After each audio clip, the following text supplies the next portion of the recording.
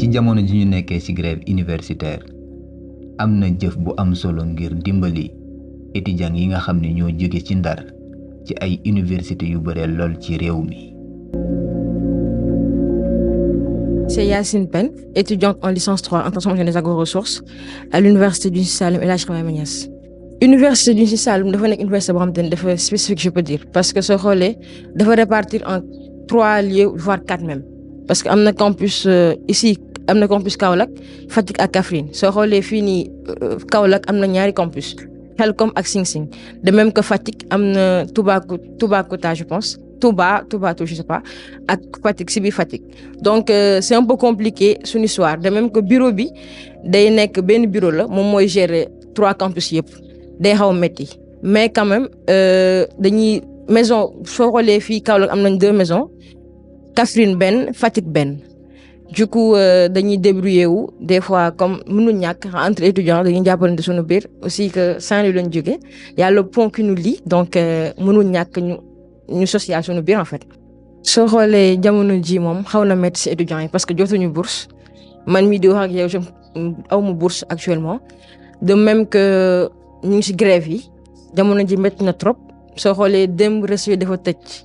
tey tamit même chose, ndekki sax defuñu ko day xaw a métti. Donc aide bi fu mu ñëwee je pense que ni am na solo lool parce que dina aider étudiants yi le minimum boo xamante ne genre dina fàtt lu bari en fait. Donc am na solo lool te yaakaar naa ni dinañu jàppale lu bari. Donc ñu ngi leen ci remercier encore une fois ci loolu noonu bu baax a baax. Mafal, je suis étudiant en licence 3 en communication pour le développement au campus de Kaffrine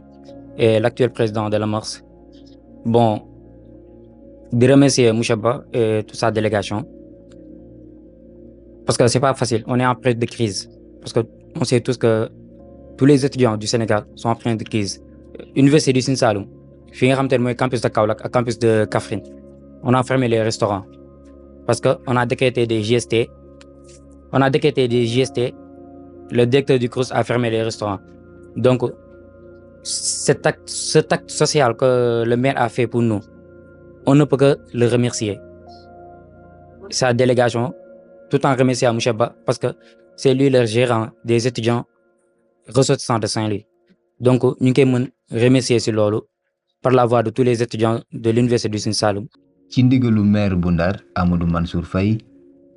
ki ñu dénk commission bi nga xam ne mooy jëflanteeg waaye ndong yi fii ci Ndar di Moustapha Ba tey jii jaar na ci université yu bëri ngir déglu ak jàppale ndong yi. Monsieur Ba, Moustapha Ba, donc je suis un conseiller municipal, je suis le président de la commission en charge des relations avec les étudiants ressortissants de Saint-Louis. Donc bii du première fois ma fiy ñëw bii mooy deuxième fois ma fiy ñëw donc avant may commencer dama leen di mastawu ci coono yi ngeen di nekk di dund, c'est pas facile, donc loolu laa leen di dénku. Donc may rappeler ni maison bi aussi Mansour moo tax ngeen am ko, parce que njëkkoon nañ fi ñëw bi ñu fi ñëwee on vous a trouvé dans une autre maison. bi ñu leen trouvé ci maison boobu on a vu que maison boobu conditions yi c'était pas réunies, donc c'est la débloqué une enveloppe de 3 millions jox leen ko, parce que il faut savoir aussi que ni fii am na Kaolack am na Kaffrine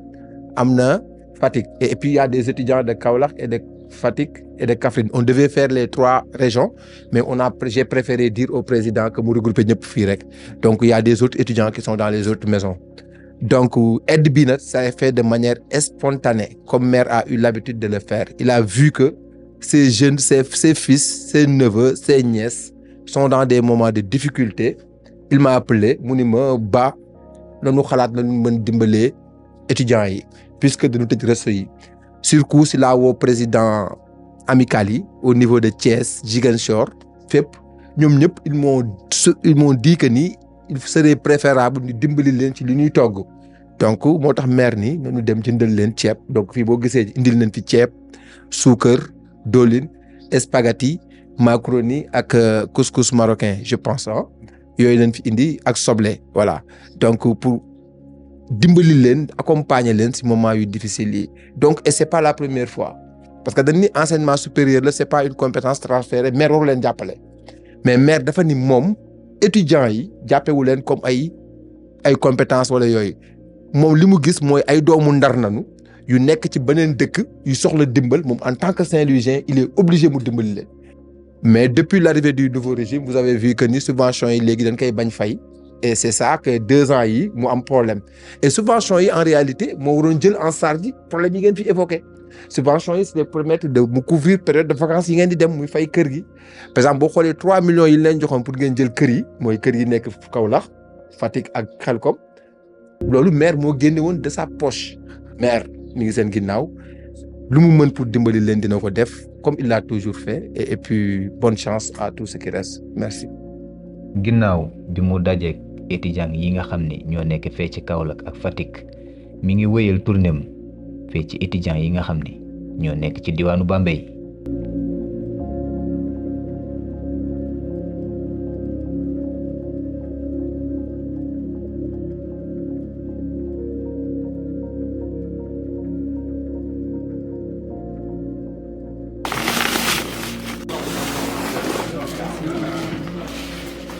asalaamaaleykum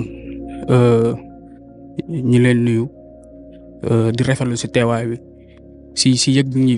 bi ngeen ñu yëg quoi parce que lii dafa yomb day wane ni ñun am nañu ay autorité day wane ni ñun fu ñu jógee non seulement jóge nañ ñëw fii nii représenter tous les Saint-Louisiens mais aussi tamit waaw gis nañ taxawaay bi quoi rafet na trop parce que bëri nañ fii nii suñuy moroom ñoo xam te si nii seen ay kii peut-être yëguñu leen wala kiiwuñu leen kon ñuy rafetlu teewaay bi rafetlu yëg-yëg bi rafetlu si déplacement bi ngeen déplacé wu ñëw fii nii xam nga indi ñu ay yoo xam te si nii xeebuñu ko. Ali Dabo Fall nekk étudiant fii si université bi Alioune Diop de Bambey jóge Saint-Louis di ndar-ndar comme yéen ñëpp aussi ñëw fii teewee sunu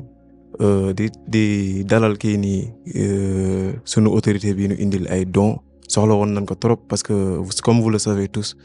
ñu ngi dund ay moments yu métti instant bii nii université bi les réseaux sont fermés et tout les conditions sont précaires ñu ngi fii nii on souffre te lii rafetlu nañ ko trop ça montre qu'il y a des gens qui sont là et qui pensent aux étudiants et qui sont là aussi pour aider les étudiants à réussir lii moom rafetlu nañ ko bu baax a baax te di leen ñaanal yàlla lépp lu ngeen bëgg yàlla defal leen ko parce que lii moom bëri na trop. Mouhamed Malick Dieng maa ngi dëkk Saint-Louis fi nga xamante ne mooy Bango di rafetlu seen taxawaay parce que ñun lii lañ xaar si yéen lii lañ xaar si autorité yi. Actuellement la situation buy université dund nii toutes les universités notamment le cas de Bambey démb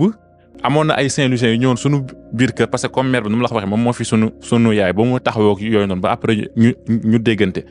am na ay maires yu def des actes. mais je ne pense pas que ni am na maire bu def acte bu mel nii man acte bu ma gisoon bi démb ñaari saaku ceeb la te lii bu ngeen ko wàññee mën ngeen juum acte bu ma gisoon démb 35000 la te lii yaakaar naa lu nu dépense fii nii ëpp na 35000 acte bu ma gisoon démb tamit même la délégation ne s'est pas déplacée mais kii dafa jógee Dakar njëkkee Kaolack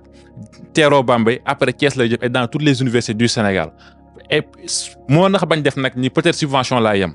mais ba nu déggante dafa ne xaaru suñu déggante moom moo ma woo directement. ni ma monsieur le maire moo bëgg def acte par rapport ak les Saint-Louisiens donc acte bi suñu ñëwaat donc acte bi donc monsieur Bar di la xam ne Saint-Louisiens yi ñoo ngi remercier monsieur le maire par ma voix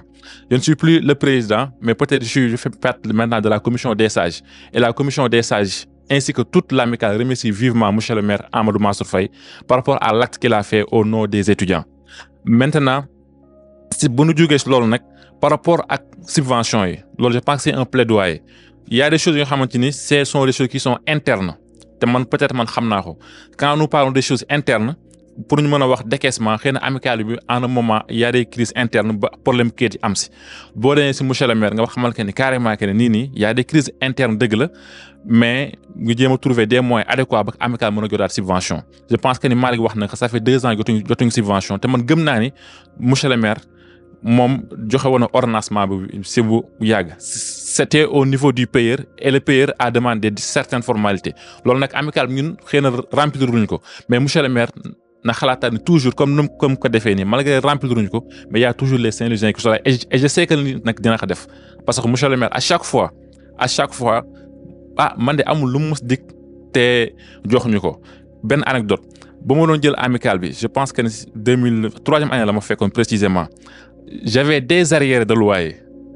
des arriérés de loyer te ñëpp xam ne pendant les mois de vacances étudiants yi bëri dañuy bañ fay parce que naan sama kër laa nekk ce qui n'est pas tout normal nag mais mois vacances yooyu yëpp monsieur le maire moom moo fay tous les mois de vacances ça c'est un. Deuxièmement ñu nekkoon ci maison benn maison deux dañu waxoon ñun bu ñu ñëwee peinture ñu kër gi dañuy génn kër gi c'est monsieur le maire qui a fait le décaissement ba gars yi peinture kër gi ne moo tax man boo jaaree trajectoire yooyu noonu yëpp xam nga ni tey affaire subvention bi il va régler ça. Maintenant nag lu ëpp solo mooy acte bu ñëw bii ni tey acte bii nii xamal ni ça vient à son heure parce que étudiants yi sonn nañu étudiants yi du ma ni xiif nañu mais mar nañu en tant que tel te instant yi nag moom gëm naa ni yéen ñëpp vous remercier monsieur le maire. ginnaaw bi mu waxtaaneeg ndong yi nekk ci université bu Bambey kii di Moustapha Ba nekk représentant maire Amadou Mansour Faye maire de la commune de Saint-Louis moom mi ngi wutali université bu Thiès nara dajal ndong Saint-Louisien yi nga xam ne ñoo nekk foofule.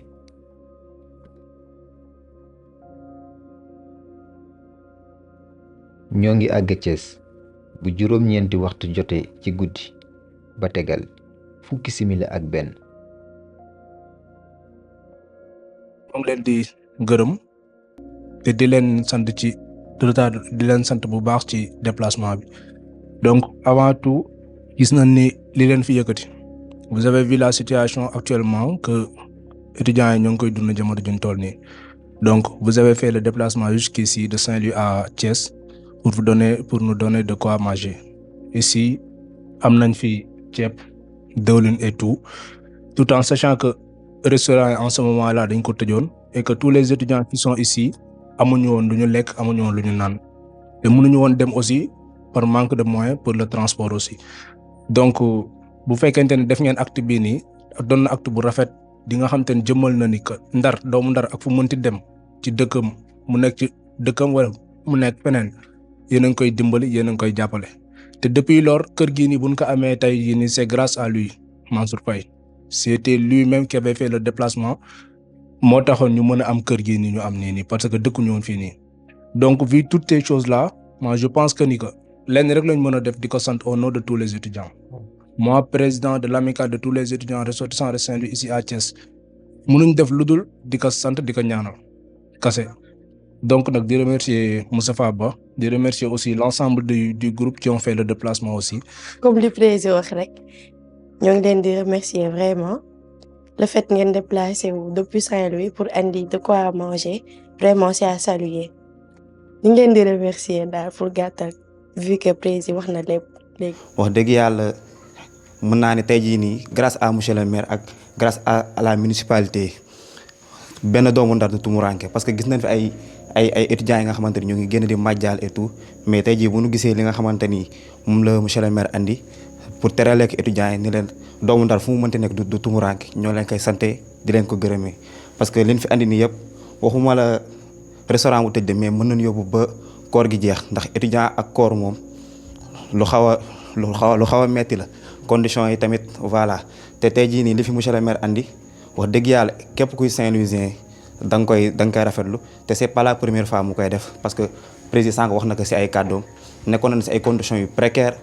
ci kër bi nga xamante ni boo fa duggee da nga leen di yërëm mais bu fa monsieur le maire ñëwee gis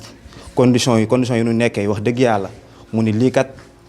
doomu Ndar warul mën a nekkee nii mu jàppale nu tey jii ba ñu am kër gii nii di fi accueillir l'ensemble des Saint-Louisiens képp nga xamante ni nouveau bachelier nga wax dëgg yàlla ñoo ngi lay accueillir fii nii te ginnaaw loolu c'est grâce à monsieur le maire te tey jii nii mooy continuer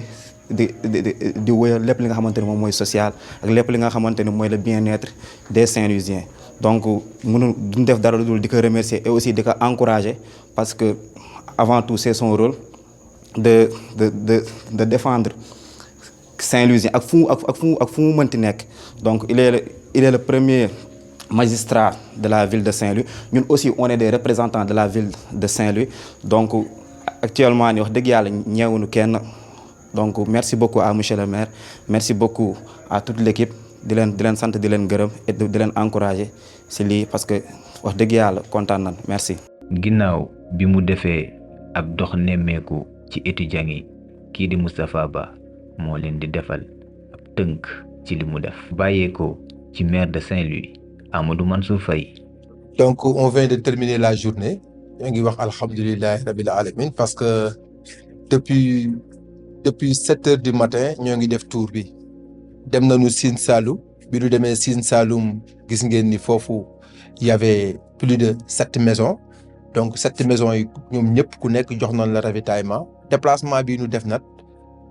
président amical yi nga xam ni ay doomu Ndar ñoo fa nekk ñoo sollicité monsieur le maire pour mu jàppale leen parce que dañu tëj seen restaurant yi nga xam ni fa la ñuy lekkee ci noonu si noonu consulté wu ak monsieur le maire avec les présidents ñu wax ñoom ñëpp ku nekk li nga soxla ku nekk bi nga waxee li nga soxla en général doublé nañ ko waaw monsieur le maire def na les moyens qu'il faut de sa propre poche pour dimbali ay doomu Ndar pour ñu am lu ñu lekk donc dem nañu université Sine Saloum def nañu Fatick Kaolack Kaffrine et Xelkom bi ñu jógee foofu dem nañu Bambey bi ñu jógee Bambey aussi si nañu ñëw fii si Thiès pour terminer tournée bi ñu doon def bi nga xam ni ay kit alimentaire lañ doon jox doomu Ndar yi nga xam ni ñoo nekk éparpillé wu ci université yi nekk am na itam même ba Ziguinchor aussi on les a fournis ñi nga xam ne mën nañ ko dundee ñu bañ a nekk ci mbedd bi di yelwaan donc ñuy jaajëfal monsieur le maire di wax ni di ñaan yàlla indi jàmm ci dëkk bi te sàmm doomu Ndar yi nga xam ni ñoo nekk ci région yi di sàkku xam-xam ñu jàng ci jàmm dellu seen ay waajur ndax loolu la monsieur le maire bëgg te loolu la waa Ndar yëpp bëgg jaajëf. lii mooy ndimbal bu jóge ci xol ngir ndong yi jóge Ndar ci jamono yu metti ji Ndar du fàtte ay doomam mukk. jërë ngeen jëf. Solidarité, écoute, accompagnement. Amadou Mansour Faye.